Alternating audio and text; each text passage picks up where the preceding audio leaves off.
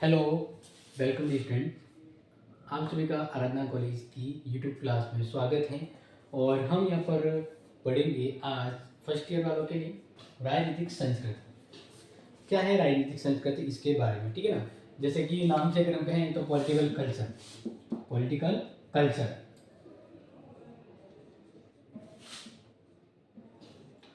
Yes, तो राजनीतिक संस्कृति। अब देखिए, राजनीतिक संस्कृति जो टॉपिक है ना, बहुत ही इंपॉर्टेंट है और थोड़ा सा टेस्ट भी लग सकता है, लेकिन एग्जाम को लेकर ये काफ़ी इंपॉर्टेंट हो जाता है।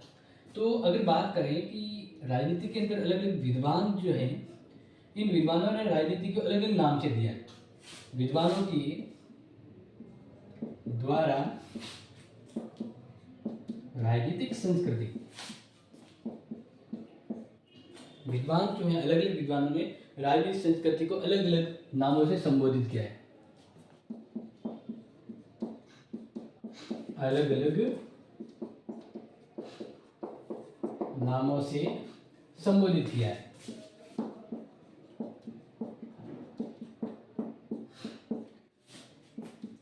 अब देखिए, कुछ उदाहरण के रूप में जैसे मैं बताऊं तो सीधे से हम उदाहरण के रूप में लें तो मैं आपको जैसे कहूँ कि आमंड, अगर आमंड की बात करें, आमंड जो महोदय है, इन्होंने राजनीतिक संस्कृति को क्या नाम दिया? कार्यों के प्रति अभिमुखीकरण, कार्यों के प्रति अभिमुखीकरण। तो ये ऐसा आ सकता है एग्जाम में, आमंड ने राजनीतिक संस्कृति को किस नाम से संबोधित किया है? कार्यों के प्रति अभिमुखीकरण। इसी तरह अलग अलग विधानों की बात करें तो यहाँ पर जैसे बात करें बियर की, तो बियर में जो महोदय हैं, इन्होंने राजनीतिक संस्कृति को राजनीतिक संस्कृति ही नाम दिया है। राजनीतिक संस्कृति को राजनीतिक संस्कृति ही नाम दिया, बहुत ज्यादा इंपॉर्टेंट है, ध्यान रखना है। इसके अलावा जिससे बात करें कि डेविड ईस्टन जो इंपॉर्टेंट है, डेविड ईस्टन ने राजनीतिक संस्कृति को पर्यावरण नाम दिया। क्या नाम दिया है? पर्यावरण। क्या नाम दिया है? पर्यावरण, याद रह जाएगा। और फिर लास्ट बात करें कि स्प्रो ने राजनीतिक संस्कृति को राजनीतिक शैली का नाम दिया, पॉलिटिकल स्टाइल।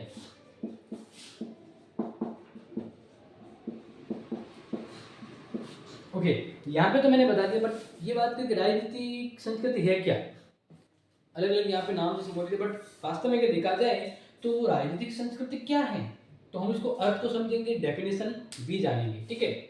ये तो नोट कर लिया होगा आपने, गुड।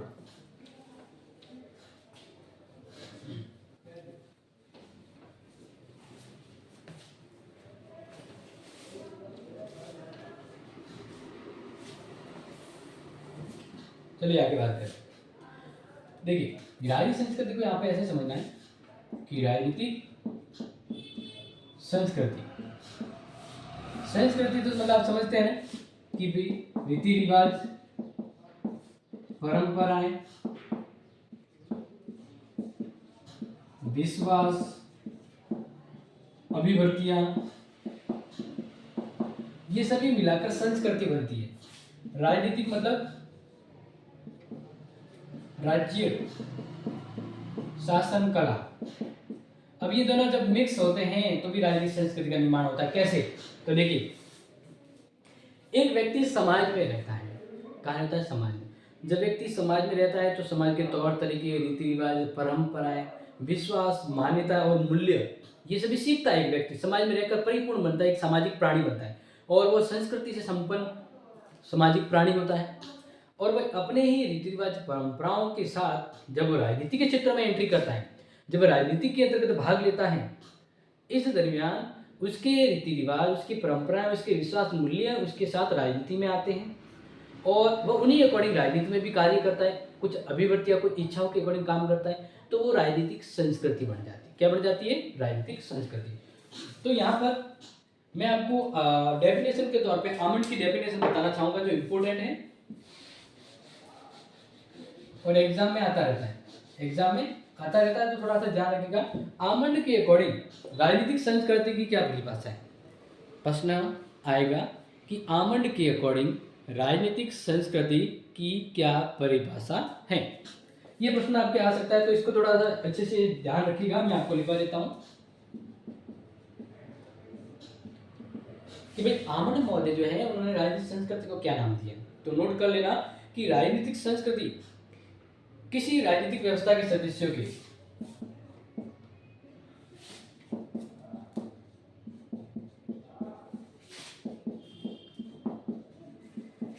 किसी राज व्यवस्था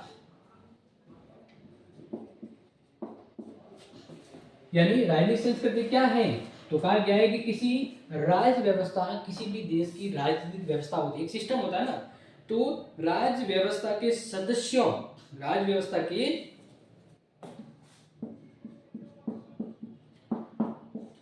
सदस्यों में राजनीति के प्रति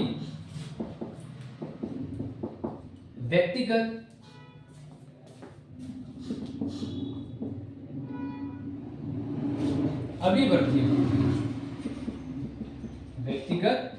अभिवर्तियों एवं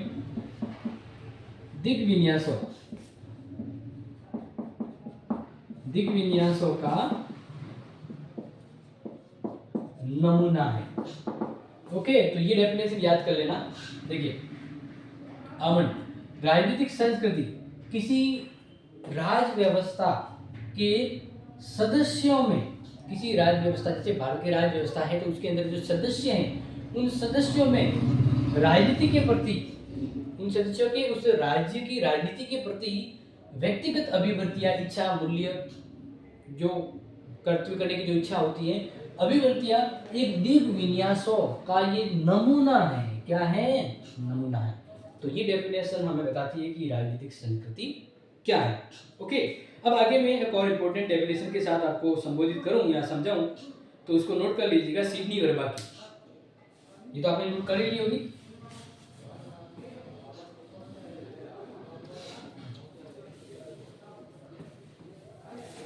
सिडनी वर्बा, क्योंकि दो डेफिनेशन तो आपको याद करनी जरूरी है। या सिडनी वर्बा से अच्छा है मैं आपको बॉल की डेफिनेशन याद करवा लेता हूँ, वो थोड़ी और इजी रहेगी। बॉल मॉडल याद रह जाएगी, बिल्कुल याद रहनी चाहिए और आपको इसको नोट करना है। तो राजनीतिक संस्कृति उन अभिवर्तियों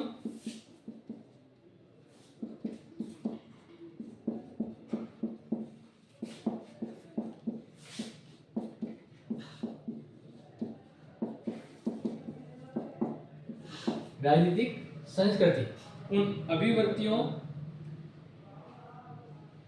विश्वासों और भावनाओं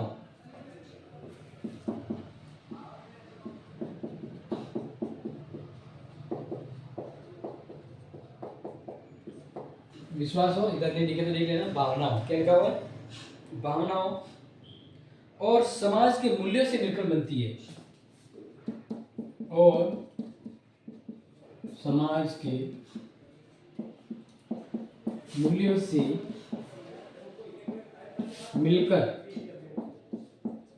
बनती है। किसके मूल्यों से मिलकर बनती है? समाज के मूल्यों से मिलकर बनती है, जिसका संबंध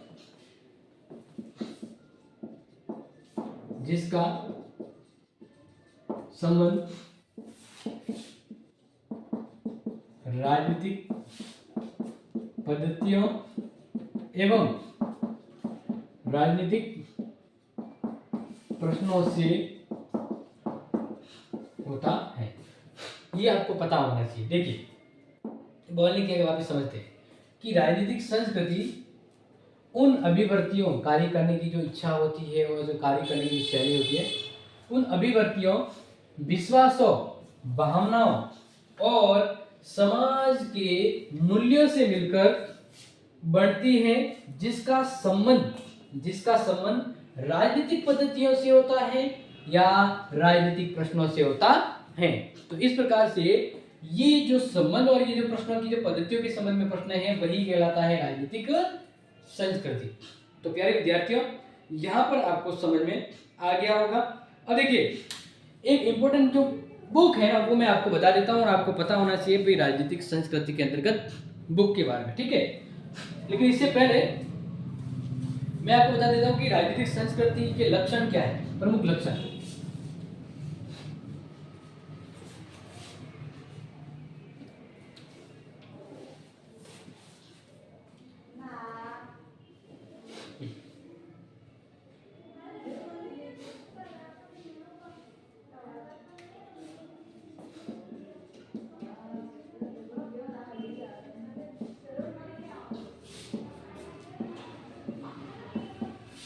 संस्कृति के प्रमुख लक्षण एवं प्रकृतियां।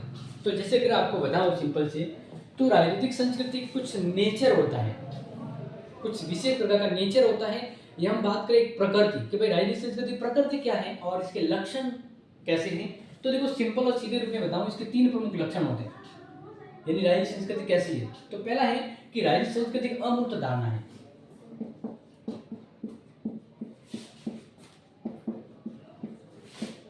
एक अमूर्त धारणा है। यहाँ पर देखिए सिंपल और सटीक में आपको समझ में आएगा कि भाई राजनीतिक संस्कृति, तो राजनीतिक संस्कृति है वह अमूर्त का मतलब है सोची समझी एक विचारधारा होती है।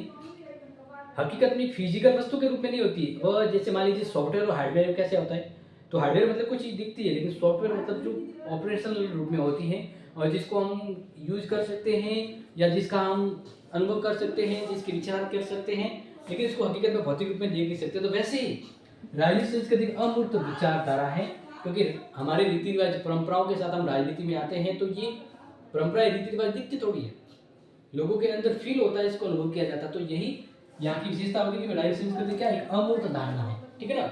मूर्त तो एक चीज होती है जो फिजिकल दिखती है, अमूर्त यानी जो विचारों के अंतर्गत समझ होती है। दूसरी बात करें, राजनीतिक संस्कृति, राजनीतिक संस्कृति अनेक तत्वों का सामूहिक, अनेक तत्वों का